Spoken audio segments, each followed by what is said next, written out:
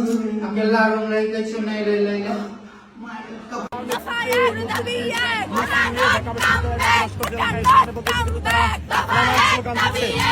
অনেক প্রধান উপদেষ্টার বাসভবনে যদি যায় সেক্ষেত্রে আসলে তো আমাদের আর কিছু করার থাকে না এখানে আমাদের। তাহলে তো ওই যে আমাদের চাকরি বাকরি আর করার দরকার নেই। ওই রাষ্ট্রও বলবে, সরকারও বলবে, ভাই তোমরা চলে আসো।